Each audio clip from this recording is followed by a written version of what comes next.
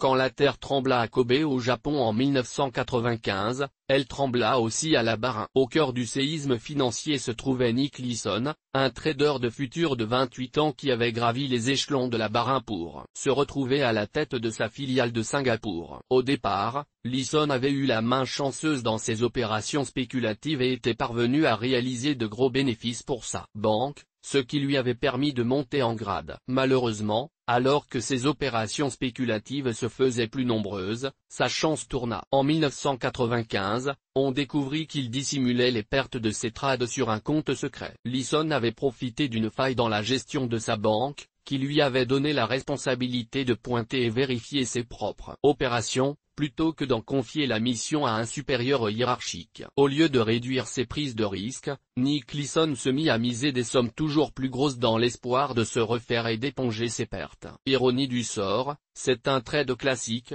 assez peu risqué, qui mena Leeson et la vénérable banque bicentenaire à leur perte. Leeson plaça un short straddle sur le Nikkei, pariant que le taux de change resterait stable durant la nuit, overnight. Normalement, Leeson aurait dû être à l'abri avec une telle position, mais le tremblement de terre à Kobe provoqua un crack sur le Nikkei et tous les marchés asiatiques. Face à l'énormité de ses pertes, Leeson, pris de panique, tenta alors de compenser ses pertes avec des positions de plus en plus désespérées, pariant sur la reprise du Nikkei. Seulement, la gravité de la catastrophe fit s'envoler tout espoir de rebond de l'indice japonais. Leeson quitta le pays, mais fut finalement arrêté en Allemagne. La Bahreïn, qui avait perdu plus d'1 milliard de dollars, soit plus de 2 fois son capital, fit faillite. Leeson écrivit le livre Rogue Trader durant son incarcération à Singapour. Pendant plus de 10 ans, Leeson a détenu le record du monde des pertes dues à des transactions non réglementées. Son triste record fut battu le 25 janvier 2008,